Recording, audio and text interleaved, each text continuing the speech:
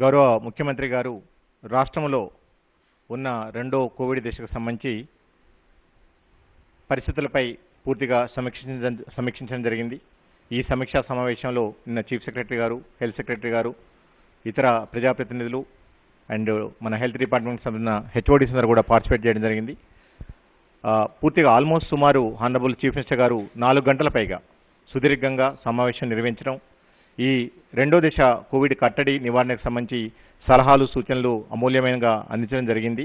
So దానిలో భాగంగా ఇమీడియట్గా అప్పటికప్పుడు కూడా హానరబుల్ ప్రైమ్ మినిస్టర్ గారితో మాట్లాడటం, హానరబుల్ యూనియన్ రైల్వే మినిస్టర్ గారితో మాట్లాడటం, మన రాష్ట్రానికి సంబంధించిన ముఖ్యమైన ఏదైతే 3 సమస్యలు ఉన్నాయో, ఆక్సిజన్ అనుకోండి, రెమ్డెసివిర్ ఇంజెక్షన్ అనుకోండి, కోవిడ్-19 వ్యాక్సిన్స్ అనుకోండి, ఇమీడియట్గా హానరబుల్ ప్రధానమంత్రి గారితో మాట్లాడేసి దానికి సంబంధించిన మన నిర్ణీత రిక్వైర్మెంట్స్ ఏవైతున్నాయో వాటినన్నింటినీ కూడా రిక్వెస్ట్ చేయడం జరిగింది. దానికి స్పందించి హానరబుల్ ప్రైమ్ మినిస్టర్ గారు కూడా ఇమీడియట్గా union cabinet minister Piyush Goyal గారికి వారు మళ్ళీ మన హానరబుల్ చీఫ్ మినిస్టర్ గారికి ఎక్స్ప్లెయిన్ చేసేసి వీటికి సంబంధించిన సహాయాలన్నీ కూడా చేయమని చెప్పి ఆదేశించడం జరిగింది.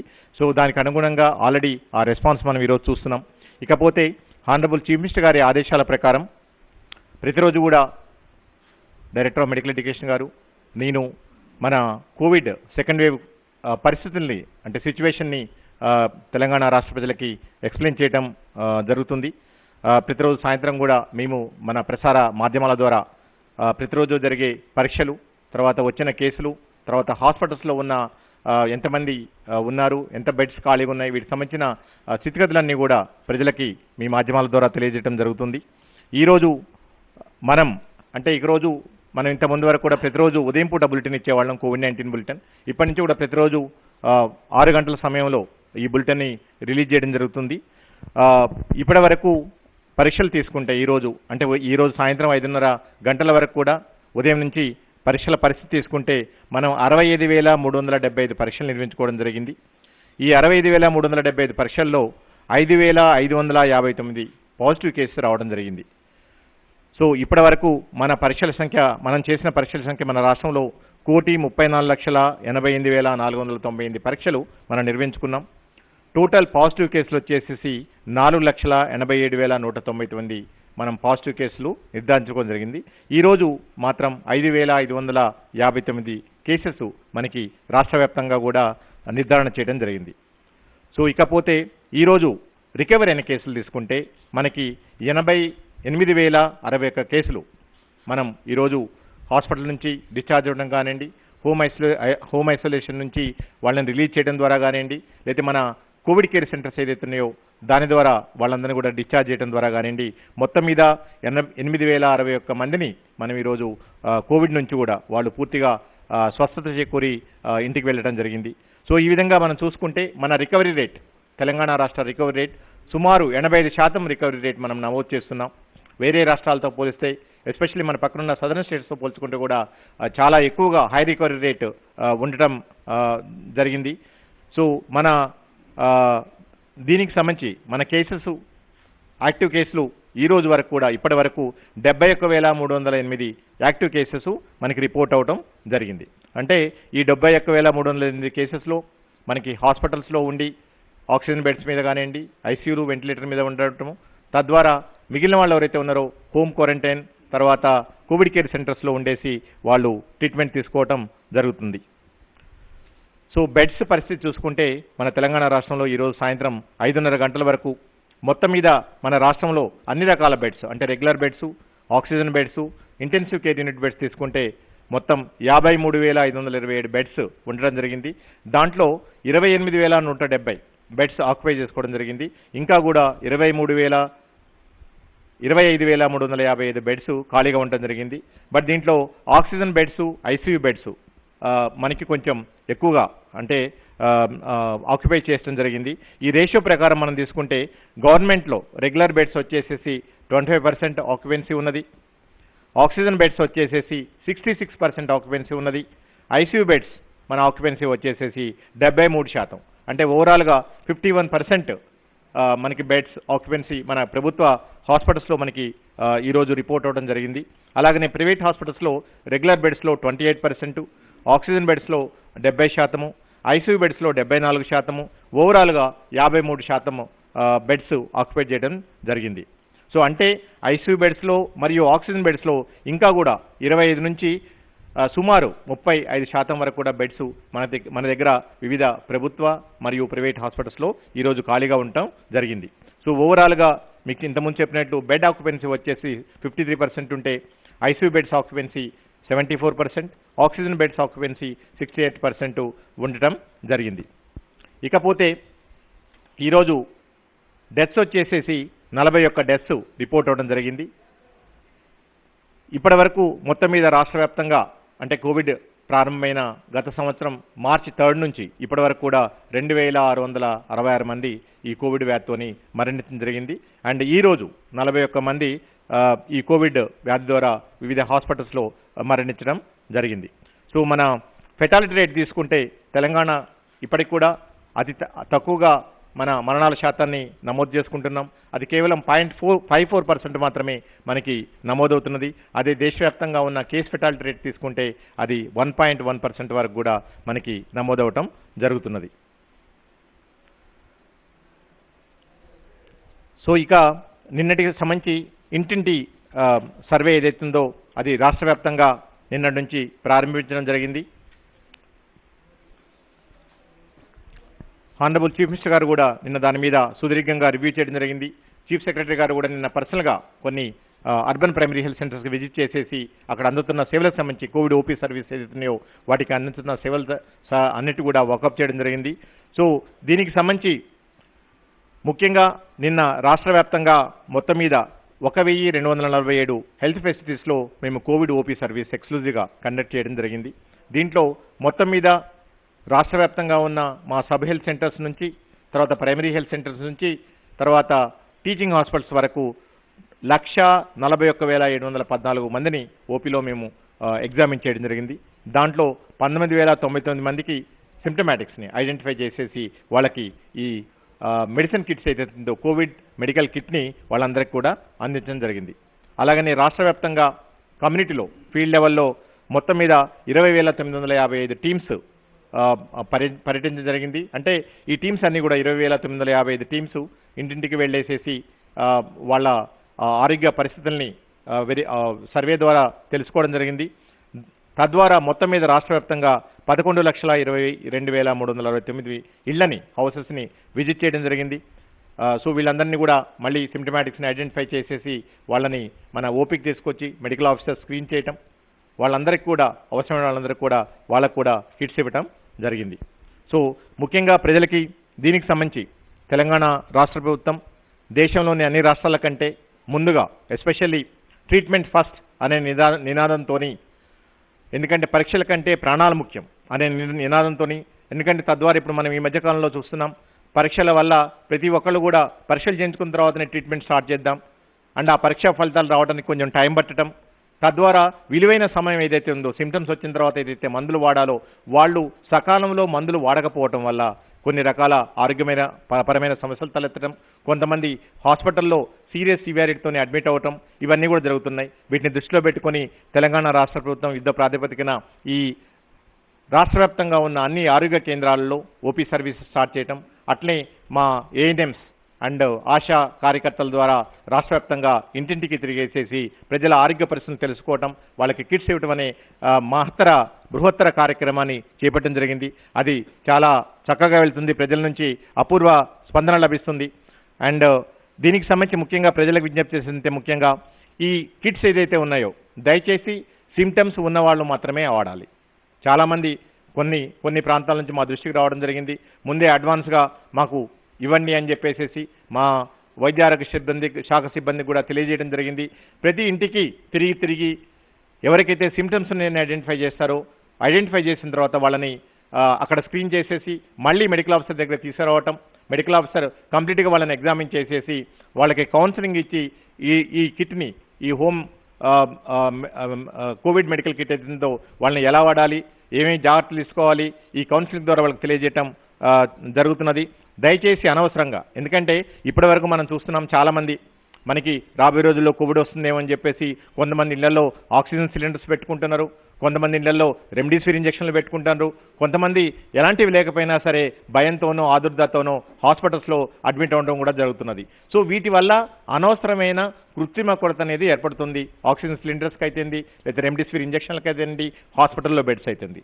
ఇప్పుడు కూడా తెలంగాణ రాష్ట్ర ప్రభుత్వం వైద్య ఆరోగ్య శాఖ ఏదైతే ప్రజలకు ఉపయోగపడే ఇంతటి బృహత్తర కార్యక్రమాన్ని చేపట్టిందో దీన్ని అనవసరంగా ఈ కిట్స్ని మీరు ఉంచుకోవడం ద్వారా నిజంగా అవసరమైన వాళ్ళకి అందించలేకపోయే పరిస్థితి వస్తుంది. దయచేసి అలా చేయకండి. తప్పకుండా మీకు ఎవరికైతే సిమ్టమ్స్ డెవలప్ అవుతాయో వాళ్ళందరికీ కూడా మా ఆరోగ్య కేంద్రాల ద్వారా, మా ఏఎన్ఎం అండ్ మా ఆశా కార్యకర్తల ద్వారా మీ అందరికీ కూడా ఇంటింటికి సకాలంలో అందించడం, అట్లనే కిట్ అందించిన తర్వాత నెక్స్ట్ 2 వీక్స్ వరకు కూడా ఆల్మోస్ట్ 10 నుంచి 14 రోజులకు కూడా మీ ఆరోగ్య పరిస్థితులన్నీ కూడా మా వాళ్ళు రెగ్యులర్గా మీ స్క్రీనింగ్ రెగ్యులర్గా మీ ఇన్ఫర్మేషన్ అంతా సేకరించేసి అవసరమైన వాళ్ళకి తప్పకుండా మళ్ళీ డాక్టర్ దగ్గర తీసుకోవటం, మరీ సివియర్ ఏమైనా ఉంటే వాళ్ళని హాస్పిటల్ అడ్మిట్ చేయడానికి మన 108 అంబులెన్స్ ఇవన్నీ కూడా సిద్ధం చేసుకోవడం జరిగింది. కాబట్టి ముఖ్యంగా ఈ కిట్స్ అవసరం ఉన్న వాళ్ళకి మాత్రమే మా ఆరోగ్య కార్యకర్తలు ఇస్తారు. దయచేసి వాళ్ళని మీరు ఇన్సిస్ట్ చేయొద్దు. తప్పకుండా మనకి అవసరమైన కిట్స్ అన్నీ కూడా లక్షలాది కిట్స్ ఈరోజు అందుబాటులో ఉన్నాయి.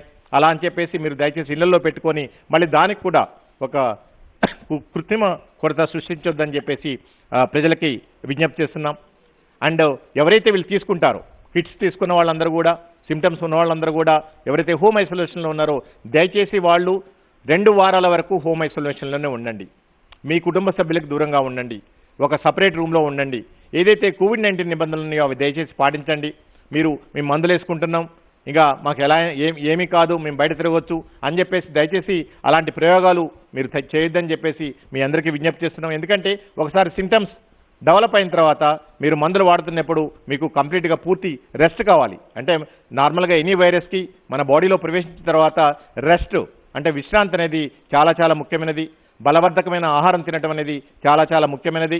అలాగనే ఫ్లూయిడ్స్ చాలా, ఏదైతే మనం వాటర్ అనుకోండి, లేకపోతే ఇతరత్ర ఈ ఫ్లూయిడ్స్ ఏవైతే ఉన్నాయో, ఈ ఫ్రూట్ జ్యూస్ అనుకోండి, ఇవన్నీ కూడా మనం బలవర్ధకమైన ఆహారము, ఈ ఫ్లూయిడ్స్ అన్నీ కూడా చాలా ఎక్కువగా తీసుకోవాలి కాబట్టి, ప్లెంటీ ఆఫ్ ఫ్లూయిడ్స్ ఎక్కువగా తీసుకోవాలి కాబట్టి ఇవన్నీ తీసుకుంటూ ఇంటి పట్టునే ఉండేసి ఐసోలేషన్లో మీరు ఉండటం వల్ల ఎక్కువగా రెస్ట్ తీసుకోవడం ద్వారా మీరు ఎంత త్వరగా వెళ్ళేది అంత త్వరగా కోలుకోవడానికి మీరు అందరూ అవకాశం ఉంటుంది. కాబట్టి దయచేసి మీరు ట్రీట్మెంట్ తీసుకుంటున్నాం, ఇక బయట తిరగొచ్చు అని చెప్పేసి భావన నుంచి బయటికి రండి. ఎందుకంటే మా ఆరోగ్య కార్యకర్తలు ప్రతిరోజు మీ ఇంటింటికి వస్తుంటారు, మీ హెల్త్ మానిటర్ చేస్తుంటారు. అలాగనే మీరు హాస్పిటల్కి వెళ్ళినప్పుడు లేకపోతే మా ఆరోగ్య కేంద్రానికి వెళ్ళినప్పుడు అక్కడ ఉన్న డాక్టర్స్ కూడా మీకు మానిటరింగ్ చేసి కౌన్సిలింగ్ ఇస్తారు. కాబట్టి దయచేసి ఇలాంటి ప్రయోగాలు చేయొద్దని చెప్పేసి ప్రజలకి విజ్ఞప్తి చేస్తున్నాం.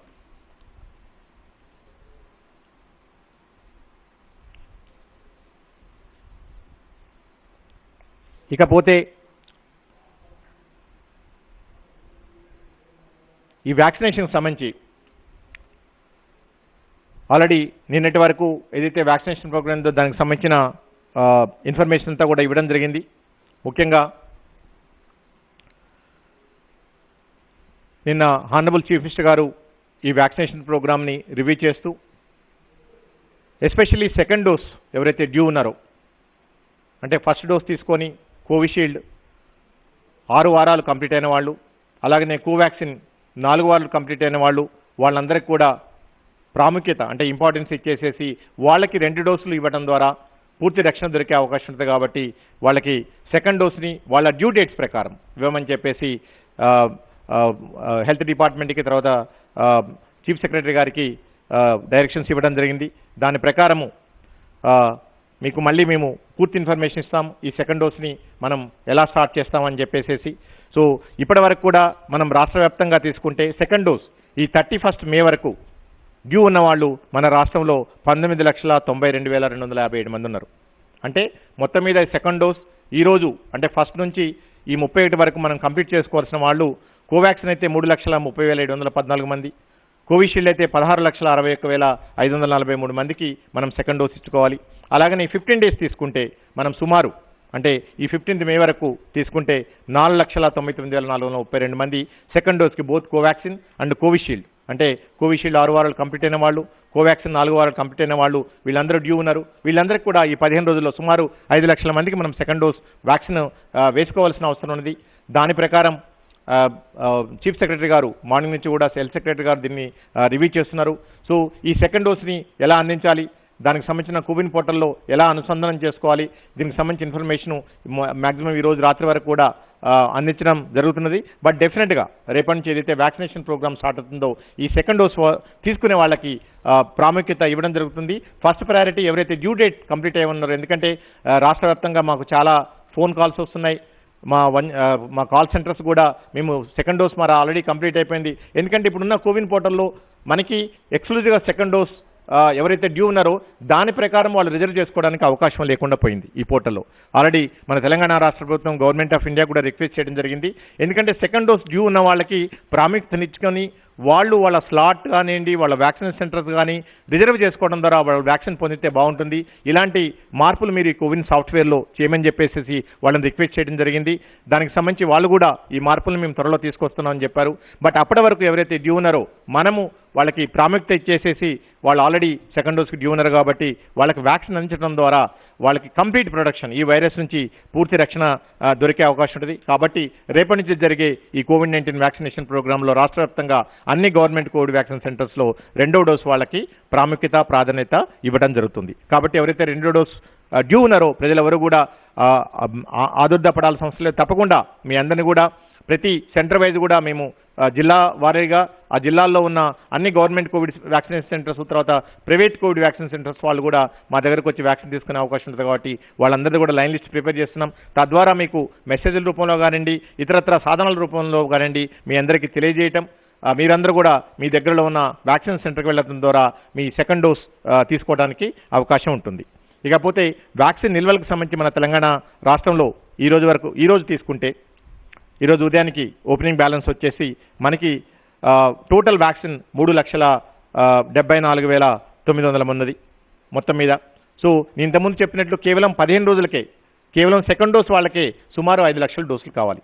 బట్ ఇప్పుడు మన చేతిలో ఉన్న వ్యాక్సిన్ నిల్వలు వచ్చేసేసి 2 కోవిషీల్డ్ కోవాక్సిన్ కలిపి కేవలం 3,75,000 మాత్రమే ఉన్నాయి. అంటే సుమారు ఆల్మోస్ట్ 1,25,000 డోసులు ఈ ఫిబ్రవరి వరకు తక్కువగా ఉండటం జరిగింది. సో దీనికి సంబంధించి గవర్నమెంట్ ఆఫ్ ఇండియా కూడా ఒక ఇండికేషన్ ఇవ్వడం జరిగింది. నిన్న హానరబుల్ చీఫ్ మినిస్టర్ గారు కూడా ప్రైమ్ మినిస్టర్ గారిని రిక్వెస్ట్ చేయడం జరిగింది. సుమారు మా రాష్ట్రానికి ప్రతిరోజు కూడా 2 నుంచి 2.5 లక్షలు మినిమం, అంటే తక్కువలో తక్కువ మేము వ్యాక్సిన్స్ చేసే అవకాశం ఉంది. కాబట్టి మనకి ఎలకేట్ చేయమని చెప్పేసి హానరబుల్ ప్రైమ్ మినిస్టర్ గారిని రిక్వెస్ట్ చేయడం జరిగింది. దానికి అనుగుణంగా కొన్ని మనకి ఏదైతే అలాట్మెంట్ ఉందో, ఎలకేషన్ ఉందో అది పెరుగుతుందని చెప్పి ఆశిస్తున్నాం రాబోయే రోజుల్లో. ఇకపోతే మనకు వచ్చిన ఇండికేషన్ ప్రకారము ఎక్స్పెక్టెడ్ ఈ 15th మే వరకు ఇంకా మొత్తం మీద మనకు ఇంకొక 3,10,000 అంటే సుమారు 3,11,000 వ్యాక్సిన్ డోస్ వచ్చే అవకాశం ఉంటుంది. సో ఇవన్నీ ఏవొచ్చినా సరే మొత్తం మీద మనకి సెకండ్ డోస్ ఎవరైతే డ్యూ ఉన్నారో వాళ్ళకి మాత్రమే సరిపోతుంది. కాబట్టి మనకి ఎప్పుడైతే వ్యాక్సిన్ నిల్వలు ఎక్కువగా వస్తాయో, డోస్ ఎక్కువగా వస్తాయో అప్పుడు ఎవరైతే సెకండ్ డోస్ కంప్లీట్ అయిన తర్వాత ఫస్ట్ డోస్ వాళ్ళు ఉన్నారో ఈ 45 సంవత్సరాల పైబడిన వ్యక్తులందరికీ కూడా వ్యాక్సిన్ అందిస్తాం. ఎప్పుడైతే మనకి ఫ్రీగా వ్యాక్సిన్ అవైలబిలిటీ ఉంటుందో, అంటే మనకి డోసెస్, నెంబర్ ఆఫ్ డోసెస్ మనం స్టేట్ ఏదైతే రిక్వెస్ట్ చేస్తుందో కేంద్ర ప్రభుత్వాన్ని, ఎందుకంటే ఈ 18 to 44 years మధ్యలో ఉన్న వాళ్ళకు కూడా ఇప్పుడు కేంద్ర ప్రభుత్వమే మనకి అన్ని రాష్ట్రాలకు కూడా వ్యాక్సిన్స్ అలొకేట్ చేయడం జరుగుతున్నది. సో దానిలో భాగంగా ఆ వ్యాక్సిన్స్ కూడా మనకి ఎంత త్వరగా అయితే అంత త్వరగా మనం తీసుకొని సో ప్రజలకి ఈ వ్యాక్సిన్స్ అందించడానికి మనం ప్రయత్నం చేస్తాం. దయచేసి 18 నుంచి 40 సంవత్సరాలు ఉన్నవాళ్ళు కొంచెం ఓపిక పట్టండి, తప్పకుండా మీ వంతు కూడా వస్తుంది. తెలంగాణ రాష్ట్ర ప్రభుత్వం అన్ని రకాల ఈ వ్యాక్సిన్స్ పర్చేజ్ చేయడానికి, తర్వాత అన్ని రకాల ఏర్పాట్లు చేయడానికి సిద్ధంగా ఉంది. వ్యాక్సిన్ వేయడానికి కానీ, లేదా మనకి సంబంధించిన కోల్డ్ చైన్ స్టోరేజ్ కానీ అన్ని రకాలు కూడా ఎలాంటి ప్రాబ్లమ్స్ లేవు. మనకున్న ప్రాబ్లం అంతా కూడా వ్యాక్సిన్ నిల్వలు, వ్యాక్సిన్ డోసెస్. ఇది ఒక మన రాష్ట్రంలో ఉన్న సమస్య కాదు, దేశవ్యాప్తంగా అన్ని రాష్ట్రాల్లో ఉన్న సమస్య. అన్ని చోట్ల కూడా ఇలాంటి పరిస్థితులే ఉన్నాయి. ఇక్కడ ప్రాబ్లం అంతా కూడా వ్యాక్సిన్ ప్రొడక్షన్, అంటే మనకున్న డిమాండ్కి మనకున్న ప్రొడక్షన్ ఏదైతే 2 కంపెనీస్ ఉన్నాయో వాటి సామర్థ్యానికి చాలా వ్యత్యాసం ఉంది. కాబట్టి ఇలాంటి పరిస్థితులు తలెత్తున్నాయి. రాబోయే రోజుల్లో ఇవన్నీ కూడా ఏదైతే కేంద్ర రాష్ట్ర ప్రభుత్వాలు తీసుకుంటున్న చర్యల ద్వారా వీటన్నిటి ద్వారా మనం బయటపెట్టడానికి అవకాశం ఉంటుంది. తప్పకుండా అర్హులైన ప్రతి ఒక్కళ్ళకు కూడా 18 సంవత్సరాల పైబడిన వ్యక్తులందరికీ కూడా రాబోయే రోజుల్లో తప్పకుండా వ్యాక్సిన్ అందించడానికి మనం ప్రయత్నం చేస్తాం. ఇకపోతే ముఖ్యంగా కోవిడ్కి సంబంధించి ఆల్రెడీ నిన్న హానరబుల్ చీఫ్ మినిస్టర్ గారు కూడా సుదీర్ఘమైన రివ్యూలో మొత్తం డేటా, తర్వాత ఎక్స్పర్ట్స్ ఏదైతే ఇన్ఫర్మేషన్ ఇచ్చారో వీటన్నిటికి అనుగుణంగా ఆల్రెడీ మనకు 2 వారాల నుంచి ఆల్మోస్ట్ 2-3 వారాల నుంచి కూడా కేసుల సంఖ్యలో కానివ్వండి, లేకపోతే పాజిటివిటీ రేట్లో కానివ్వండి తగ్గుదల కనిపిస్తుంది.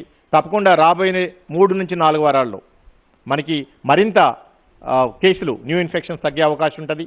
అలాగనే పాజిటివిటీ కూడా అంటే పాజిటివ్ శాతం కూడా తక్కువగా అవకాశం ఉంటుంది. ఇదంతా కూడా తెలంగాణ రాష్ట్ర ప్రభుత్వము వివిధ శాఖల సమన్వయంతో ఏదైతే ఈ కరోనా కట్టడి నివారణ కోసం చర్యలు చేపట్టిందో వాటి ఫలితం. అలాగనే ప్రజలు ఏదైతే కోవిడ్-19 నిబంధనలు పాటించాలో అవి అందరూ కూడా తూచా తప్పకుండా రిలీజియస్గా పాటించడం వల్ల ఈరోజు ఈ పరిస్థితులు మనం చూస్తున్నాం. ఫైనల్గా ముఖ్యంగా ప్రజలకు విజ్ఞప్తి చేసేదంటే ఇంకా కొద్ది వారాలు మనం అందరం ఓపిక పట్టాలి. ఇప్పటికే మీరు చాలా జాగ్రత్తలు తీసుకుంటున్నారు. అది మీ ఆరోగ్యాల కోసం, మీ కుటుంబాల ఆరోగ్యాల కోసం, మన సమాజంలో ఉన్న ఇతర ప్రజల ఆరోగ్యాల కోసం. ఇంకా కూడా మనకి హాస్పిటల్స్ రిలేటెడ్ చిన్న ఇష్యూస్ ఉన్నాయి. వాటికి సంబంధించి బెడ్స్కి నెంబర్ ఆఫ్ బెడ్స్ పెంచడానికి కూడా అన్ని రకాల ఏర్పాట్లు కూడా ప్రభుత్వం చేయడం జరుగుతుంది. సో ఇంకా వచ్చే కొద్ది వారాల్లో మనం ఈ సమస్య నుంచి పూర్తిగా కాకపోయినా ఈ సీరియస్ వాతావరణం నుంచి మనం బయటపడే అవకాశం ఉంటుంది. కాబట్టి అప్పటి వరకు కూడా ప్రజలందరూ కూడా అత్యవసరమైతే తప్పితే మీకు రియల్లీ మీ లైవ్లీహుడ్స్ కోసము లేకపోతే ఇతరత్ర బిజినెస్ రిలేటెడ్ యాక్టివిటీస్ కోసము వీటికి పోయేటప్పుడు మాత్రం తప్పకుండా మీరు బయటికి పోవచ్చు. బట్ ఏదైతే జాగ్రత్తలు తీసుకోవాలో అలాంటి జాగ్రత్తలు తీసుకోండి బయటికి వెళ్ళినప్పుడు.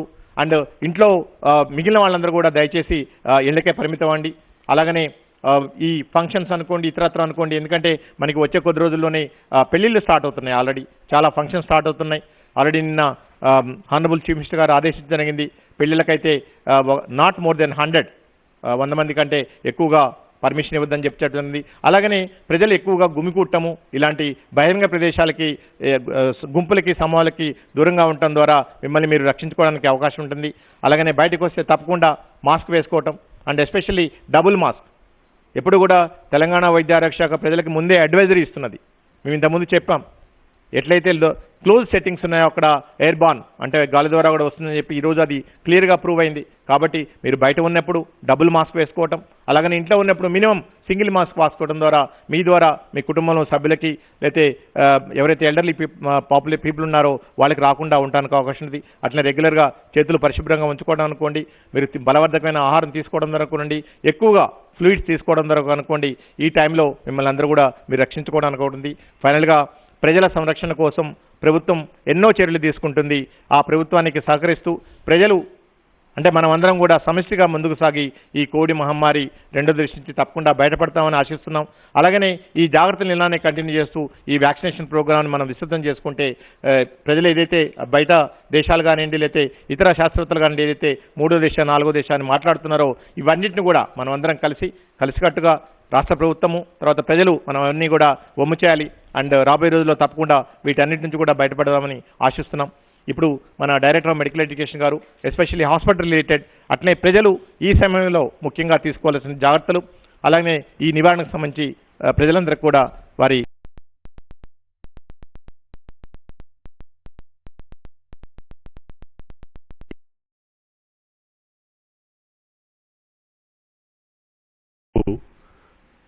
మన గౌరవ చీఫ్ సెక్రటరీ గారు ఇప్పటి వరకు అంటే ఒక 3 o'clock వరకు గాంధీ హాస్పిటల్ని సందర్శించి అక్కడ మనం ఏవైతే మొత్తము జిహెచ్ఎంసీలో ఏవైతే పడకలు పెంచే కార్యక్రమం చేస్తున్నామో ముఖ్యంగా ఆక్సిజన్ బెడ్స్ రెగ్యులర్ బెడ్స్ కాదు ఆక్సిజన్ బెడ్స్ ఏవైతే ఎన్హాన్స్ చేస్తున్నామో అరౌండ్ 2300 బెడ్స్ దాకా మనము డిఫరెంట్ హాస్పిటల్స్లో ప్లాన్ చేశాము. వీటిని సమీక్షించడానికి ఈరోజు గాంధీకి రావడం జరిగింది. అక్కడ అన్నీ ఏవైతే కొత్తగా మనం క్రియేట్ చేస్తున్నామో ఫెసిలిటీస్ అవి తిరిగి చూడడము అండ్ కొత్తగా మనం అక్కడ స్టార్ట్ చేసిన ఆక్సిజన్ జనరేటర్ ఒక 2000 liters per minute జనరేట్ చేసేది దాన్ని వాళ్ళ స్టార్ట్ చేయడం జరిగింది. అది ఇప్పుడు మనం ఏదైతే కొత్తగా ఒక 160 bedded ఫెసిలిటీ ఐసీయూ ఫెసిలిటీ సపరేట్గా క్రియేట్ చేశామో దానికి పర్టికులర్ ఆక్సిజన్ సప్లైస్ ఉంటాయి. ఎందుకంటే మీకు తెలుసు ఆక్సిజన్ సప్లైస్ ఎంత ప్రికేరియస్గా ఉంటాయి. ఎంత మనం సప్లై చేసినా కానీ ఇంకా రోజుకు మనకు దాని అవసరం ఎక్కువైతూనే ఉంది. కానీ మనకి ఇచ్చిన అలొకేటెడ్ ఆక్సిజన్ సప్లైస్ నుంచి కూడా కొన్ని రాష్ట్రాల నుంచి ఆక్సిజన్ సప్లైస్ని ఇక్కడ రానికపోవడం వల్ల మనకు కొద్దిగా కొరత కూడా అవుతుంది. కానీ ఇంకా మనము ఈ పర్టికులర్ స్టేజ్లో మాత్రము దాన్ని అధిగమించగలుగుతున్నాము. కానీ రాను ఇంకా నంబర్ ఆఫ్ కేసెస్ పెరిగినట్లయితే ఆటోమేటిక్ యూటిలిటీ పెరుగుతుంది. అప్పుడు ప్రాబ్లం వచ్చే ఛాన్స్ వస్తుంది కనుక ఇటువంటి ఆక్సిజన్ జనరేటర్స్ చాలా ఇంపార్టెంట్. ఇవే కాకుండా ఇంకొక 51 ఆక్సిజన్ జనరేటర్స్ కూడా మన తెలంగాణకు అలొకేషన్ చేశారు. ఇవన్నీ కూడా తొందరలోనే ఆల్రెడీ వీటికి బేసిక్ వర్క్ ఏదైతే ఉంటుందో ఆ షెడ్స్ అవన్నీ క్రియేట్ చేయడం కూడా వర్క్ కొన్ని ప్లేసులలో ఆల్రెడీ స్టార్ట్ అయింది. తొందరలోనే అంటే ఒక ఎస్టిమేషన్ ప్రకారం ఒక 1 month లోపల ఇవన్నీ కూడా రెడీ అయ్యే ఆస్కారం ఉంటుంది. ఆ రెడీ అయినట్లయితే మనకు ఈ 51 హాస్పిటళ్లలో, ఎందుకంటే ముఖ్యంగా ఇవి అన్నింటినీ కూడా మనము హైదరాబాదే కాకుండా డిస్ట్రిక్ట్స్లో ఉన్న మన డిస్ట్రిక్ట్ హాస్పిటల్స్ కానివ్వండి, ఏరియా హాస్పిటల్స్లో వీటిని ఎస్టాబ్లిష్ చేస్తున్నాము. దాంతో అక్కడ లోకల్ నీడ్స్ మాత్రం ఫుల్ఫిల్ చేయగలుగుతానికి ఈజీగా ఉంటుంది. ఇవి ఎందుకంటే ముఖ్యంగా ఈ ఆక్సిజన్ చిన్న హాస్పిటళ్లలో ఆక్సిజన్ సిలిండర్స్ త్రూ ఇస్తాం.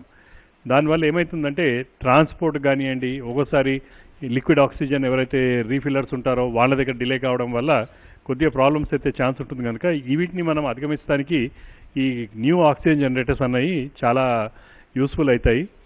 అయితే నిన్న గౌరవ ముఖ్యమంత్రి గారు రివ్యూ చేసిన తర్వాత అందులో కూడా మేము ఈ డీటెయిల్స్ అన్నీ కూడా పొందుపరిచాము. ఏవైతే మనం హాస్పిటల్స్ బెడ్స్ ఎన్హాన్స్ చేద్దామనుకున్నాం జిహెచ్ఎంసీలో, ఎందుకంటే ఫస్ట్ జిహెచ్ఎంసీని టేకప్ చేశారు. మ్యాక్సిమం లోడ్ ఇక్కడ పేషెంట్స్ ఉన్నారు కనుక ఇంకా మనకు అవసరం పడుతుంది కనుక డే బై డే దాన్ని అనుగుణంగా మనకు షార్టేజ్ రావద్దని ఆల్రెడీ టిమ్స్లో ఒక 200 పడకల దాకా ఆల్రెడీ రెడీ అయినాయి. మొత్తం ఆడ 300 బెడ్స్ అనుకున్నాము. మోస్ట్ ప్రాబ్లీ ఇప్పటి వరకు ఆ రిమైనింగ్ బెడ్స్ కూడా రెడీ అయిపోయి ఉంటాయి. ఇదే కాకుండా ఎంట్రీ దగ్గరనే ట్రయాజ్ కూడా క్రియేట్ చేస్తున్నాం. ఆడ ముఖ్యంగా ఏంటంటే పేషెంట్ ఎవరైతే ఇమీడియట్ రాగానే వాళ్లకు ఆక్సిజన్ సప్లైతో ఉంటారు, వాళ్ళు అన్నెసరీ ఇప్పుడు అంబులెన్స్లలో వెయిట్ చేసే పరిస్థితి ఉంది. అది కాకుండా ఇమీడియట్గా హాస్పిటల్గా తీసుకుంటట్లు అక్కడ ఇమీడియట్ ట్రయేజ్లనే మనం అక్కడ ఒక బెడ్ పెడతాము. పేషెంట్ని అక్కడ తీసుకొచ్చి ఆక్సిజన్ సప్లై వాళ్ళకు ఇమీడియట్ స్టార్ట్ చేసి ఎలా మనకు వార్డులలో వాళ్ళకి అక్కడ బేసిక్ ట్రీట్మెంట్ స్టార్ట్ చేసిన తర్వాత రెస్పెక్టివ్ వార్డ్స్, అది ఆక్సిజనే కానివ్వండి, వేరే ఇంకేదైనా సపోర్ట్ ఇచ్చే బెడ్స్ ఉన్నా కానివ్వండి అక్కడ షిఫ్ట్ చేస్తారు. సిమిలర్ ఫెసిలిటీ గాంధీలో కూడా క్రియేట్ చేస్తున్నాము. ఆల్రెడీ కొన్ని ఆక్సిజన్ లైన్స్ మనకు అవుట్ పేషెంట్ బ్లాక్లో వేసి ఉన్నాయి. ముఖ్యంగా అది దాన్ని చూడడానికే ఈరోజు మన చీఫ్ సెక్రటరీ గారు గాంధీకి రావడం జరిగింది. అది కూడా 1 or 2 డేస్లో రెడీ అవుతుంది. దీని ముఖ్య ఉద్దేశం ఏంటంటే ఈ బయట వెయిటింగ్ చేసే పేషెంట్స్ ఎవరైతే ఉన్నారో వాళ్లకు వెసులుబాటు కలిగించడానికి ఇమీడియట్గా వాళ్లకు ఒక ఫెసిలిటీ మనం హాస్పిటల్లో స్టార్ట్ చేయాలంటే ఇటువంటి ఫస్ట్ ఫెసిలిటీ ఉంటుంది. ఆడ ఆక్సిజన్ బెడ్ మీద పెట్టేసి ఆక్సిజన్ స్టార్ట్ చేసి తర్వాత వాళ్ళని రెస్పెక్టివ్ వార్డ్స్కి షిఫ్ట్ చేస్తాం. ఈ ఫెసిలిటీ ఆల్మోస్ట్ ఇవాళ వర్క్ స్టార్ట్ అయిపోయింది గాంధీలో కూడా. వితిన్ అనదర్ 2 days మ్యాక్సిమం 3 daysలో ఆ కంప్లీట్ ఫెసిలిటీ కూడా అవుట్ పేషెంట్లో రెడీ అవుతుంది. దీంతో ఇది ఒక్కసారి కంప్లీట్ కాగానే డిస్ట్రిక్ట్స్లో కూడా మనము ఇంకా బెడ్స్ ఎన్హాన్స్ చేస్తున్నాం. అక్కడ ఆల్మోస్ట్ ఒక 3000 బెడ్స్ దాకా డిస్ట్రిక్ట్స్లలో కూడా మనకు బెడ్స్ ఎన్హాన్స్ అవుతాయి, మెయిన్లీ ఆక్సిజన్ బెడ్స్ ఇవన్నీ. అయితే ఇవి అయినప్పుడు ఈరోజు మనకు 9500 చిల్లర beds oxygen and ICU beds ఉన్నాయి. ఇవి రేపటి దినము ఆల్మోస్ట్ 15,000 బెడ్స్ గవర్నమెంట్ సెక్టర్ని చెప్తున్నాను, నేను ప్రైవేట్ కాదు, గవర్నమెంట్ సెక్టర్ని 15,000 బెడ్స్కి మనం రీచ్ అవుతున్నాం. ఇవన్నీ కూడా వార్ ఫుటింగ్ మీద నడుస్తున్నాయి. ఇదే కాకుండా ఇంకా ఎగ్జిస్టింగ్ హాస్పిటల్స్లో కూడా ఇంకా కొద్దిగా బెడ్ స్ట్రెంత్స్ పెంచడానికి కూడా మన గౌరవ చీఫ్ సెక్రటరీ గారు కొన్ని ఆదేశాలు ఇచ్చారు. అంటే మీద మేక్ షిఫ్ట్ అరేంజ్మెంట్స్ షెడ్స్ కింద వేసి కొన్ని హాస్పిటల్స్లో, అంటే మల్కాజిగిరి హాస్పిటల్ కానివ్వండి, మలక్పేట హాస్పిటల్, ఇటువంటి వీటిలలో కూడా ఉన్న బెడ్స్ కంటే ఇంకొక 100 పడకలు ఇంకా ఎక్కువ చేయాలని, ఇంకా అవి చేస్తే ఇంకా కూడా ఎక్కువ బెడ్స్ మనకు హైదరాబాద్లో అందుబాటులోకి వస్తాయి. ఇవన్నీ కూడా సదుపాయాలు కలిగిస్తున్నాము. దీనికి అనుగుణంగా అవసరం ఉండే ఏవైతే మనము సిప్యాప్లే కానివ్వండి, మానిటర్సే కానివ్వండి, ఇవన్నీ కూడా ఆర్డర్స్ ప్లేస్ చేసి ఉన్నాయి. అయితే as far as drugs are concern, government హాస్పిటల్లో మాత్రము ఎటువంటి కొరత లేదు. మనం ఫ్రీగా రెమెడిసివిర్లే కానివ్వండి, ఈ యాంటీకోయాగులెంట్సే కానివ్వండి, వేరే డ్రగ్సే కానివ్వండి, ఏవైతే కోవిడ్లో వాడుతున్నామో అవి మన దగ్గర అడిక్వేట్ స్టాక్స్ ఉన్నాయి. అన్ని హాస్పిటల్స్లో కూడా మనం పొందుపరిచాం. అంటే it's not only in Hyderabad, including district hospitals, area hospitals, even ఎక్కడైనా కొన్ని సిఎస్సీలలో కూడా మా దగ్గర కేసులు చాలా అడ్మిట్ అవుతున్నాయి ఇంటీరియర్ ఏరియాస్లో. అటువంటి హాస్పిటల్స్ కూడా మనము ఇవి సప్లై చేస్తున్నాం. సో ఎక్కడ కూడా కృత్రిమ కొరత లేదు. అండ్ అక్కడక్కడ కొన్ని ఇన్సిడెన్సెస్, ఎక్కడనో కొన్ని ఇన్సిడెన్సెస్ మిస్యూజ్ చేసిండు అటువంటి వచ్చినాయి మా దృష్టికి వస్తే ఇమీడియట్లీ అవిటిని కూడా మేము పకడ్బందీకి ఇప్పుడు ఫర్ ఎగ్జాంపుల్ రెమిడిసివిర్ ఉన్నదైతే రెమిడిసివిర్కి ఒక ప్రొసీజర్ ప్రోటోకాల్ మేము స్టార్ట్ చేసి అన్ని హాస్పిటల్లో ఇంట్రడ్యూస్ చేశాం. సో దట్ అవిటిని మిస్యూజ్ చేయకుండా ప్రతి పేషెంటు ఎవరికైతే ఇస్తున్నారో వాళ్ళ అన్ని డీటెయిల్స్ పొందుపరచడమే కాకుండా వాళ్ళ ఫొటోస్ అవన్నీ కూడా దాంట్లో ఇన్కార్పొరేట్ చేసి ఆ రికార్డ్స్ని ప్రతి హాస్పిటల్లో వాళ్ళు భద్రపరచాలి. తర్వాత రెగ్యులర్ బేసిస్ మీద మేము వీటిని ఆడిట్ చేస్తాం. ముఖ్యంగా ఎందుకంటే మనం తెచ్చిన ప్రతి ఇంజెక్షను ప్రతి పేషెంట్ మన దగ్గర ఎవరైతే జెన్యూన్ పేషెంట్ గవర్నమెంట్ హాస్పిటల్ వస్తుండో వాళ్లకు అందుబాటులో ఉండాలి. దీన్ని మిస్యూజ్ చేయవద్దు. ఇది మేము చాలా స్ట్రిక్ట్గా దీన్ని ఇంప్లిమెంట్ చేస్తున్నాము. అదే కాకుండా ఈ టోసిలిజుమాబ్ కూడా ఇంజెక్షన్ ఏదైతే ఉన్నదో దాని గురించి కూడా మాకు డిఫరెంట్ హాస్పిటల్స్ నుంచి అప్లికేషన్స్ వస్తున్నాయి. అయితే ఎవరైతే నిజంగా జెన్యూన్గా వాళ్ళకి అవసరం ఉందో వాళ్ళని కమిటీ దాన్ని అప్రూవ్ చేసి ఇమీడియట్లీ మేము ఆ రెస్పెక్టివ్ హాస్పిటల్స్ కూడా పంపించేస్తున్నాం. మా వినతి ఏంటంటే అవసరం లేని వాళ్ళు ఎప్పుడైతే ఒక కమిటీలో సీనియర్ డాక్టర్స్ ఉన్నారు, దాంట్లో కొన్ని పారామీటర్స్ ఉన్నాయి, ఇవి సూటబుల్గా లేని వాళ్లకు మనము టోసిలిజుమాబ్ ఇచ్చినట్లయితే వాళ్ళకి హెల్ప్ కాకుండా ప్రాణాపాయం అవుతుంది. ఇది ఎందుకంటే నేను స్పెసిఫిక్గా చెప్పదలుచుకున్నాను. కొందరికి ఏం చేస్తున్నారంటే తెలిసో తెలియక కూడా మా డాక్టర్లు వీళ్లకు మీరు పోండి, ఈ పర్మిషన్ పెట్టుకోండి, తెచ్చుకోండి, ఇంజక్షన్లు ఇచ్చుకోండి, ఇస్తే ప్రాణాపాయం ఉండదని చెప్తున్నారు. అది తప్పది. అన్నెసరీగా టోసిలిజుమాబ్ ఇచ్చినట్లయితే ఆ పేషెంట్కి secondary infections, severe infections, fungal infections వచ్చి వీటి నుంచి బయటపడడం అనేది చాలా కష్టము, ప్రాణాపాయం అవుతుంది, మరణిస్తారు కూడా. అందుకోసము కమిటీ ఒకసారి అప్రూవ్ చేసి ఇచ్చినట్లయితే 100% ఆ కేసుకి ఎలిజిబిలిటీ ఉంటుంది. లేని వాళ్ళని మాత్రము మీరు ఆతృత పడనవసరం లేదు. వాళ్ళకి ఇప్పుడు ఏదైతే జరుగుతుందో ట్రీట్మెంటు అదే ట్రీట్మెంట్ని కంటిన్యూ చేయాలి. ఇంకొకటి లాస్ట్ నా రిక్వెస్ట్ ఏంటంటే డిస్ట్రిక్ట్స్లో ఉన్న పేషెంట్స్, పాజిటివ్ పేషెంట్స్ ఎవరికైతే డిస్ట్రెస్ ఉందో, ఎవరికైతే హాస్పిటలైజేషన్ అవసరం ఉందో ప్లీజ్ హైదరాబాద్కి మీరు రానవసరం లేదు. మీరు అక్కడనే దగ్గరున్న మా డిస్ట్రిక్ట్స్లో ఉన్న హాస్పిటల్స్లో, అవి డిస్ట్రిక్ట్ హాస్పిటల్ కానివ్వండి, ఏరియా హాస్పిటల్ కానివ్వండి, వీటిలలో అడ్మిట్ కాండి.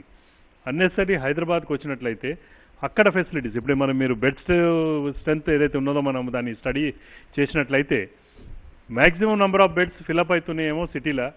డిస్ట్రిక్ట్స్లో ఉన్న బెడ్లు ఈవెన్ ఆక్సిజన్ కానివ్వండి, వెంటిలేటర్ బెడ్స్ కూడా అక్కడ అవైలబుల్ ఉన్నాయి.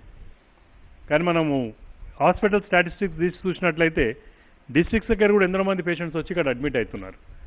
ప్లీజ్ మీరు అక్కడనే అడ్మిట్ కాండి, అక్కడ ఫెసిలిటీస్ని యూటిలైజ్ చేయండి. సో దట్ ఇక్కడ మీలాంటి వాళ్ళు ఇక్కడ ఉన్న వాళ్ళకి ఎవరికైతే ఉంటారో వాళ్ళకి అది బెనిఫిట్ అవుతుంది, వాళ్ళు ఇక్కడ ఆ ఫెసిలిటీని తీసుకునే ఆస్కారం ఉంటుంది. Thank you.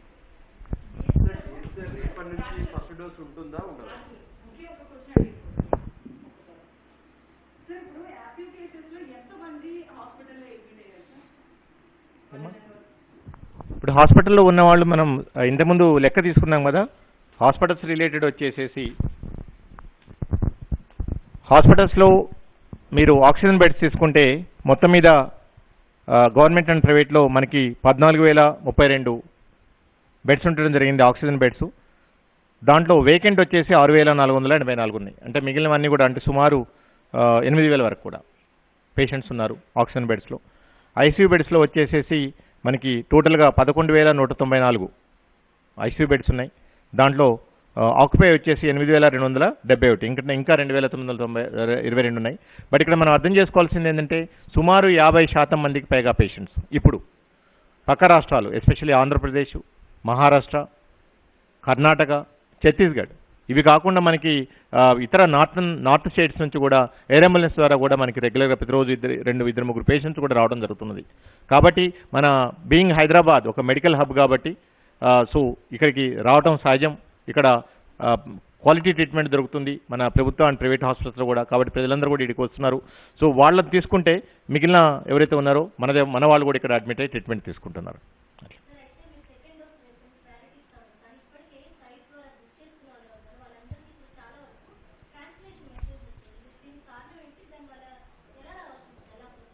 అంటే ఇది దేశవ్యాప్తంగా కేంద్ర ప్రభుత్వం వ్యాక్సినేషన్ సంబంధించి ఒక విధానపరమైన నిర్ణయం తీసుకోవడం జరిగింది.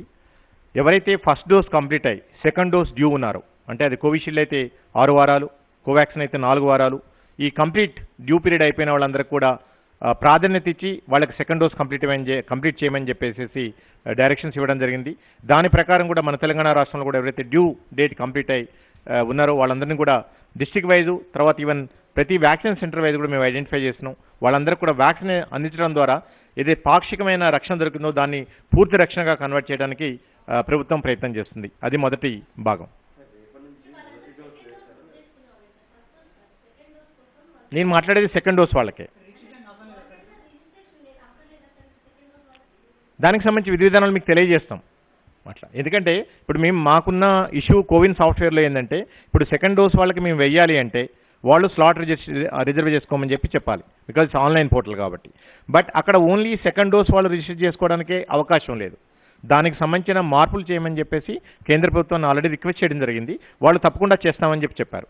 బట్ అప్పటిలోపు రేపటి నుంచి ఎవరైతే సెకండ్ డోస్ వాళ్ళు ఉన్నారో మేబీ వాళ్ళకి ప్రాధాన్యత ఇచ్చేసేసి డైరెక్ట్గా వాళ్ళు మా వ్యాక్సిన్ సెంటర్స్కి వస్తే సో అక్కడే వాళ్ళకి రిజిస్ట్రేషన్ చేసేసి వ్యాక్సిన్ ఇవ్వడానికి ప్రయత్నం చేస్తాం. దానికి సంబంధించిన డీటెయిల్స్ అన్ని కూడా మాక్సిమం ఈ రోజు రాత్రికి మీకు తెలియజేస్తాం. అంటే వ్యాక్సిన్ లభ్యత అల్టిమేట్లీ మనకున్న టార్గెటెడ్ పాపులేషన్ ఆల్మోస్ట్ సుమారు మన తెలంగాణ రాష్ట్రంలోనే మొత్తం మీద 3 కోట్ల మందికి మనం వ్యాక్సిన్ ఇచ్చుకోవాలి. 18 సంవత్సరాల పైబడి తీసుకుంటే మనకి సుమారు 6 కోట్ల డోసెస్ కావాలి. ఓకే, ఇప్పటి వరకు మొత్తం మీద మనం 50 లక్షల మందికి మనం డోస్ ఇచ్చుకున్నాం. 40 లక్షలు ఫస్ట్ డోసు, ఒక 10 లక్షల వరకు సెకండ్ డోస్. హెల్త్ కేర్ వర్కర్లు, ఫ్రంట్ లైన్ వర్కర్లు, 45 సంవత్సరాలు పైబడిన వాళ్ళందరికీ కూడా, ఇంకా 18 సంవత్సరాల వరకు మనం స్టార్ట్ కూడా చేసుకోలేదు. సో ఎస్పెషల్లీ ఈ ఇష్యూ మన ఒక్క తెలంగాణ రాష్ట్రంలోనే కాదు, దేశంలో ఉన్న అన్ని రాష్ట్రాలు కూడా ఇబ్బంది పడుతున్నాయి. ఎందుకంటే మనకున్న కంపెనీలు వచ్చేసి 2 ఉన్నాయి మ్యానుఫ్యాక్చరింగ్ చేసి, వాటి కెపాసిటీ కూడా ప్రతి నెల 7 నుంచి 8 కోట్ల కంటే ఎక్కువ లేదు. సామర్థ్యాన్ని పెంచడానికి ప్రభుత్వాలు ప్రయత్నం చేస్తున్నాయి, ఫ్యాక్టరీలు కంపెనీస్ ప్రయత్నం చేస్తున్నాయి. రాబోయే రోజుల్లో అలాంటి లభ్యత వచ్చినప్పుడు తప్పకుండా అర్హులైన వాళ్ళందరికీ కూడా లభ్యతను బట్టి వ్యాక్సిన్ అందజేస్తాం. వాళ్ళందరికీ కూడా మేము రెగ్యులర్గా ఇన్ఫర్మేషన్ ఇస్తూ ఉంటాం.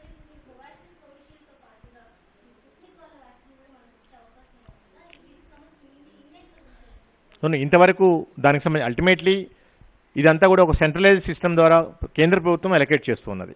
సో దాని ప్రకారం అది 45 సంవత్సరాలు పైబడిన వాళ్ళకి కేంద్ర ప్రభుత్వం ఇస్తుంది. 18 సంవత్సరాల నుంచి 44 సంవత్సరాల మధ్యలో ఉన్న వాళ్ళకి వచ్చేసేసి కేంద్ర ప్రభుత్వాలు రాష్ట్రానికి సంబంధించిన డోసులు కూడా వాళ్ళే అలొకేట్ చేస్తున్నారు. సో ఆ అవైలబిలిటీని బట్టి మనం తీసుకొని పోవాలి. ఇప్పటికే రాష్ట్రానికి స్పుత్నిక్ వచ్చిందని చెప్తున్నటువంటి నేపథ్యంలో ఎప్పటి నుంచి అది లాంచ్ అవుతుంది? మీ పరిధిలోనే ఉంటుందా లేదంటే ప్రైవేట్ వాళ్ళే నేరుగా వ్యాక్సినేషన్ చేస్తారు? ప్రస్తుతానికి అన్ని రకాల వ్యాక్సిన్స్ అంతా కూడా కేంద్ర ప్రభుత్వ ఆధీనంలో వాళ్ళ పరిధిలోనే ఉన్నాయి. వాళ్ళు ఇచ్చిన గైడ్లైన్స్ ప్రకారం వాళ్ళ ఎలకేషన్ ప్రకారమే మనం ముందుకు వెళ్లాల్సి ఉంటుంది. ఈవెన్ స్పుత్నిక్ కూడా మాకు ఇన్ఫర్మేషన్ అంటే ఇంకా కూడా అది వివిధ రకాల పరీక్షలకి it's undergoing different test. Maybe రాబోయే రోజుల్లో మనకి అవి కూడా లభ్య అవకాశం ఉంటుంది. బట్ అది మనకు రాష్ట్రానికే కాదు అన్ని రాష్ట్రాలకు కూడా ఉంటుంది. ఒకసారి ఇస్తే కన్ఫ్యూజన్ అయితే కనిపిస్తుంది. కోవాక్సిన్ కోసం సెంటర్లకు వెళ్ళాక అక్కడ కోవిషీల్డ్ మాత్రమే ఉంటుంది. అంటే వ్యాక్సిన్ ఆప్షన్ కనిపించట్లేదు. మనం ఏ వ్యాక్సిన్ వేసుకోవాలి, ప్రైవేట్లో స్టార్ట్ కాలేదు. సో వాళ్ళు బుక్ చేసుకున్న తర్వాత మళ్ళీ తిరిగి వెనక్కి వెళ్ళాలి. ఎట్లా ఆప్షన్ ఉండదు. ఇప్పుడు దానికి సంబంధించి ఇప్పుడు ఏదైనా మార్పులు రేపటి నుంచి మనకి వ్యాక్సినేషన్ ప్రోగ్రాంలో మనం చేస్తున్నాం అంటే అది కేవలం సెకండ్ డోస్ వాళ్ళకి ప్రయారిటీ ఇవ్వడం కోసం మనం చేస్తున్నాం, వాళ్ళకి ప్రాధాన్యత ఇవ్వడం కోసం మనం చేస్తున్నాం. అప్పుడు కోవిషీల్డ్ వాళ్ళైనా కోవాక్సిన్ వాళ్ళైనా ఎవరైతే డ్యూ డేట్ కంప్లీట్ అయిన వాళ్ళు ఉంటారో వాళ్ళు దగ్గరలో ఉన్న కేంద్రానికి వెళ్ళడం ద్వారా వ్యాక్సిన్ తీసుకోవచ్చు. ఏమంటారు? రెండు అవైలబుల్ ఉంటాయి. సెకండ్ డోస్ డ్యూ ఉన్న వాళ్ళకి 2 కూడా అవైలబుల్ ఉండేట్లు మేము చేస్తాం. ఎందుకంటే మా దగ్గర ఎంతో కొంత కోవాక్సిన్ ఉంది, తర్వాత కోవిషీల్డ్ కూడా ఉన్నది సెకండ్ డోస్ సరిపోయేటట్లు. కానీ ఇక్కడ ప్రజలకు కూడా తెలియజేసేది ఏంటంటే చాలా వరకు మనం సోషల్ మీడియాలో చూస్తున్నాం, లేదా వీధి మీడియాలో చూస్తున్నాం వ్యాక్సిన్ కొరత, వ్యాక్సిన్ దొరకట్లేదు, లేకపోతే ఫస్ట్ డోస్ కంప్లీట్ అయ్యి ఇన్ని రోజులు అయిపోయింది ఇంకా మాకు రాలేదు, 10 వారాలైంది 8 వారాలైందని. ఇక్కడ మనం అందరం కూడా ప్రజలందరూ కూడా అర్థం చేస్తాం, మీరెంత ఆదుర్దాపడుతున్నారో మేము కూడా అంతే ఆదుర్దాపడుతున్నాం మీ ఆరోగ్యం కోసం. సో ఇలాంటి పరిస్థితుల్లో ఇది మన చేతుల్లో లేదు. వ్యాక్సిన్ మ్యానుఫ్యాక్చర్ కావాలి. ఇది ఒక్క మన దేశంలో ఉన్న సమస్య కాదు, అట్లే మన ఒక్క రాష్ట్రంలో ఉన్న సమస్య కాదు. ఈ విషయాన్ని మనం అందరం అర్థం చేసుకోవాలి. కేంద్ర ప్రభుత్వము, తెలంగాణ రాష్ట్ర ప్రభుత్వం అన్ని రకాల చర్యలు చేపడుతుంది. వ్యాక్సిన్ని ఎంత త్వరగా వెళితే అంత త్వరగా ప్రజలకు. ఈరోజు ఆల్రెడీ హానరబుల్ చీఫ్ మినిస్టర్ గారు 2500 కోట్లు ఈ వ్యాక్సిన్ కోసం అలొకేట్ చేయడం జరిగింది. ఇప్పుడు మనకి రెడీలీ అవైలబుల్ వ్యాక్సిన్ ఉంటే ఈ మొత్తం అమౌంట్ పే చేసి కూడా మనం తీసుకోవడానికి సిద్ధంగా ఉన్నాం. కానీ వ్యాక్సిన్ మన ఒక్క దేశంలోనే కాదు ప్రపంచంలో కూడా ఎక్కడా లభ్యత లేదు. సో తప్పకుండా మనం వెయిట్ చేయాల్సిన అవసరం ఉంటుంది. సో రాబోయే రోజుల్లో తప్పకుండా ఇదంతా దొరుకుతుంది. అర్హులైన ప్రతి ఒక్కళ్ళకి కూడా ఎంత త్వరగా వెళితే అంత త్వరగా వ్యాక్సిన్ తీసుకోవడానికి ప్రయత్నం చేస్తాం. Thank you.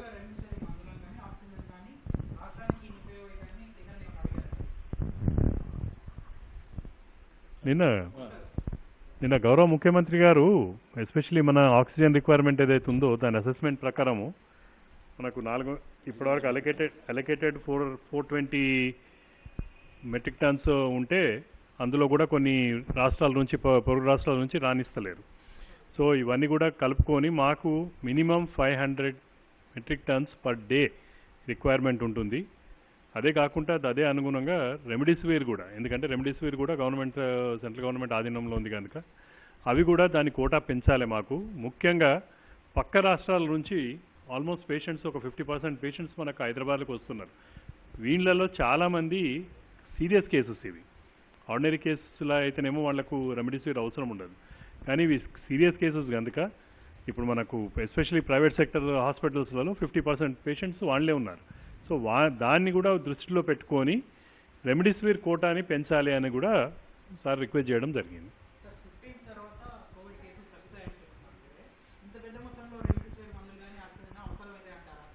చూడండి, ప్రిపరేషన్ ఈజ్ ఇంపార్టెంట్. మనము స్టాటిస్టికల్ డేటా ప్రకారము ఎట్లయితే టార్జెటరీ ఉంటుందో దానికి అనుగుణంగా ఈరోజు ఈ లాస్ట్ 2-3 డేస్కి విపరీతంగా పెరగడం లేదు.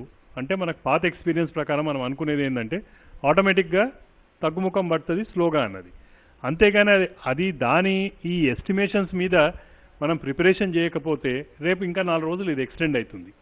ఎక్స్టెండ్ అయినప్పుడు మన దగ్గర డ్రగ్స్ గిన్ లేకపోతే మనము కష్టాల్లో పడతాం.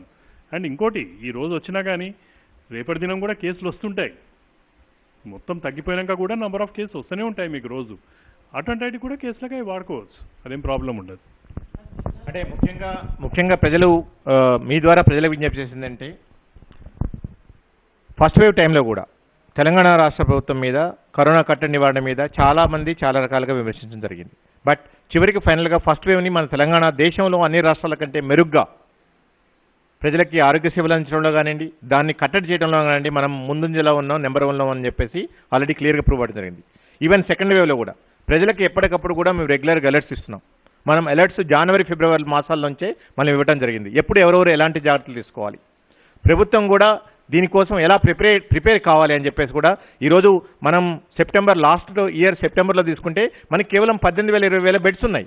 ఈరోజు మనం 53,000-55,000 బెడ్స్ ఏర్పాటు చేసుకున్నాం. రాబోయే రోజుల్లో ఇంకొక 5,000 బెడ్స్ ప్రభుత్వ హాస్పిటల్స్లోనూ కూడా ఏర్పాటవుతున్నాయి. అండ్ తెలంగాణ రాష్ట్ర ప్రభుత్వ యంత్రాంగం అంతా కూడా నిరంతరం నిర్విరామంగా పనిచేస్తుంది. మీరు మన హాస్పిటల్స్లో పనిచేసే డాక్టర్స్, నర్సెస్ వీళ్ళనే చూస్తున్నారు. వీళ్ళు కాకుండా ఇతర అడ్మినిస్ట్రేటివ్ ఆఫీసర్స్, మా చీఫ్ సెక్రటరీ గారి దగ్గర నుంచి కూడా కింది వరకు కూడా ఒక సీనియర్ 20 మంది ఐఏఎస్ ఆఫీసర్ల పైగా కేవలం ఈరోజు కరోనా కట్టడికి నివారణ కోసం బ్యాక్ ఎండ్లో పనిచేస్తున్నారు. ఈరోజు మీరు ఆక్సిజన్ మీకు ఇన్ టైంలో సప్లై అవుతుందన్న, రెమ్డెసివిర్ ఇంజెక్షన్ ఇన్ టైంలో సప్లై అవుతుందన్న, ఆక్సిజన్ బెడ్స్, ఐసీయూ బెడ్స్ ఎక్కడికి మనం ఎక్స్పాండ్ చేసుకొని పోతున్నాం అన్నా కానీ, హ్యూమన్ రిసోర్స్ రిక్రూట్ అవుతున్నా అన్నా కానివ్వండి, ఇవన్నీ కూడా సీనియర్ ఐఏఎస్ ఆఫీసర్స్ అందరూ కూడా నిరంతరం వాళ్ళు మానిటర్ చేస్తూ ఉన్నారు, వాళ్ళు పర్యవేక్షిస్తున్నారు, ఏజెన్సీస్తో మాట్లాడుతున్నారు. ఈ డ్రగ్స్ తీసుకోండి, కిట్స్ తీసుకోండి, వ్యాక్సిన్స్ తీసుకోండి, ఇవన్నీ కూడా ఎప్పటికప్పుడు లభ్యమయ్యేటట్లు చూస్తున్నారు. మనకి ఎన్ని రకాల రిసోర్స్ ఉన్నాయో వాళ్ళకున్న పర్సనల్ రిలేషన్స్ కూడా ఈరోజు కేంద్ర ప్రభుత్వంలోని వివిధ రకాల సమస్యలతో మాట్లాడటం ద్వారా మన తెలంగాణ రాష్ట్ర ప్రభుత్వానికి ఈరోజు తీసుకోవడం రావడం జరిగింది. ఈరోజు మాకు వైద్య ఆరోగ్య శాఖ చేసేది ఏంటి, ప్రజలకి క్వాలిటీ మెడికల్ కేర్ ఇవ్వటం. ఆ క్వాలిటీ మెడికల్ కేర్ ఇవ్వాలంటే మాకు ఇవన్నీ లభ్యత ఉండాలి. ఇన్ఫ్రాస్ట్రక్చర్ రిలేటెడ్ అనుకోండి, డ్రగ్స్ అనుకోండి, కన్జ్యూమబుల్స్ అనుకోండి, ఎక్విప్మెంట్స్ అనుకోండి, వ్యాక్సిన్స్ అనుకోండి, ఈ లభ్యత అంతా కూడా ఇతరత్ర ఆఫీసర్స్ ఎవరైతే ఉన్నారో, ఎవరైతే కనిపించట్లేదో, స్క్రీన్ ముందు లేరో, వాళ్ళందరూ కూడా నిరంతరం పనిచేస్తున్నారు. మార్నింగ్ లేచిన దగ్గర నుంచి నైట్ 2 వరకు కూడా మా చీఫ్ సెక్రటరీ గారు, ఇతర సిబ్బంది, ఈరోజు మా ఆనరబుల్ చీఫ్ మినిస్టర్ గారు కూడా గత 14 రోజుల నుంచి వారు ఈ కోవిడ్ సోకి రెస్ట్ తీసుకున్నప్పుడు కూడా ప్రతిరోజు కూడా మా అందరితో మాట్లాడడం జరిగింది. ప్రతిరోజు ఈ జరుగుతున్న యాక్టివిటీస్ అన్నిటి కూడా రివ్యూ చేయడం జరిగింది. సో ఇది ప్రజలకు కనిపించేది ఎంత పని చేస్తున్నారు. అట్లే మా వైద్య ఆరోగ్య సిబ్బంది, శాఖ సిబ్బంది గత సంవత్సరంన్నర నుంచి కూడా ఎలాంటి సెలవులు తీసుకోకుండా డాక్టర్లు, నర్సులు, పారామెడికల్ స్టాఫ్ నిరంతరం ప్రజల ఆరోగ్యం కోసం పనిచేస్తున్నారు. ఇవన్నీ కూడా మనం అప్రిషియేట్ చేయాలి. ఈ ప్రాసెస్లో ఎంతోమంది మా ఆరోగ్య కార్యకర్తలు ప్రాణాలు కోల్పోయారు ఈరోజు. కాబట్టి ప్రజలకు మేము చెప్పేది ఏంటంటే, ఇలాంటి ప్రత్యేకమైన పరిస్థితులు, ఇలాంటి మహమ్మారులు వచ్చినప్పుడు మనం అందరం కూడా కలిసికట్టుగా పోరాటం చేయాలి. ఇది ఒక ప్రభుత్వాలు చేస్తే సాధ్యమయ్యేది కాదు. ప్రభుత్వాలు మాత్రమే ఈ వైరస్ మీద విజయం సాధించలేవు. ప్రజల సమష్టి కృషితో మాత్రమే మనం ఈ వైరస్ మీద విజయం సాధించడానికి అవకాశం ఉంటుంది. కాబట్టి ప్రజలందరూ కూడా రాబోయే కొద్ది వారాలు దయచేసి ఓపిక పట్టండి. మీరు తీసుకోవాల్సిన జాగ్రత్తలు దయచేసి తీసుకోండి. ఇది మీరు చేస్తుంది మీకోసం, మీ ఆరోగ్యం కోసం, మీ కుటుంబ సభ్యుల ఆరోగ్యం కోసం. ఎందుకంటే ఇప్పటికీ మనం వింటూ ఉన్నాం, కొంతమంది కుటుంబాల్లో వాళ్ళ సన్నిహితులు కోల్పోతున్నారు. సో అలాంటి ఎవరైనా సరే వ్యక్తులు మనం కూడా మనుషులమే, మనం కూడా వ్యక్తులమే. ఈ విషయాన్ని మనం అర్థం చేసుకోవాలి. మనం తీసుకునే జాగ్రత్తలు తీసుకోవాలి. మన ద్వారా వేరే వాళ్ళకి ఈ వైరస్ సోకకుండా మనం కాపాడుకోవాలి. అప్పుడు మాత్రమే ఈ సెకండ్ వేవ్ నుంచి మనం బయటపడడానికి అవకాశం ఉంటుంది. ప్రజలను చైతన్యవంతం చేయడంలో మీడియా కూడా కొంత పాత్ర పోషిస్తుంది. ఈ పరిస్థితుల్లో తెలంగాణలో మీడియాను ఫ్రంట్ లైన్ వారియర్స్గా గుర్తించే అవకాశం ఉంది. దాంతోపాటు జిల్లాల్లో చనిపోతున్నటువంటి జర్నలిస్టులకు డెత్ సర్టిఫికేట్, అంటే దానిపైన డిఎంహెచ్ఓ సంతకం చేయాల్సింది, కరోనాతో చనిపోతే కొన్ని బెనిఫిట్స్ ప్రజాకారం నుంచి వస్తున్నాయి. ఈ విషయంలో డిహెచ్ గారు ఏమైనా చొరవ తీసుకుంటారు? తప్పకుండా. ఆల్రెడీ మా హనరబుల్ చీఫ్ మినిస్టర్ గారు, తర్వాత చీఫ్ సెక్రటరీ గారు దీనికి సంబంధించి మాకు నిర్దేశించడం జరిగింది. దానికి సంబంధించి మీకోసం ఎక్స్క్లూజివ్గా ఒక నెంబర్ కూడా, వాట్సాప్ నెంబర్ కూడా పెట్టడం జరిగింది. ఒక 3 మెంబర్స్ టీమ్స్ కూడా ఈరోజు పనిచేస్తున్నారు. మీ ప్రెస్ క్లబ్తో కూడా మేము రెగ్యులర్గా అనుసంధానం అవుతున్నాం, వాళ్ళందరితో మాట్లాడుతున్నాం. అది ఇతర అవసరాలన్నీ కూడా, బెడ్స్ అనుకోండి, లేకపోతే మందులు అనుకోండి, లేకపోతే హోమ్ ఐసోలేషన్ కిట్స్ అనుకోండి, టెస్ట్లు అనుకోండి, ఇవన్నీ కూడా మేము చేస్తున్నాం. తప్పకుండా మీరు ఈరోజు వైద్య ఆరోగ్య శాఖలోని సిబ్బంది ఎలా అయితే పనిచేస్తారో మీరు కూడా ప్రజల్లో చైతన్యం కలిగించడం కోసం, ప్రజలకి ఈ ఇన్ఫర్మేషన్ ఏదైతుందో అది కూడా క్వాలిటీ ఇన్ఫర్మేషన్ కోసం మీరు అందరూ కూడా గత సంవత్సరం నుంచి మీరు కూడా పనిచేస్తున్నారు. తప్పకుండా మీరు ఫ్రంట్ లైన్ కార్యకర్తలు, మీకు కావాల్సిన తప్పకుండా మీకు ఏవైతే ఉన్నాయో అవన్నీ కూడా మేము అందజేయడానికి ప్రయత్నం చేస్తాం. Thank you so much.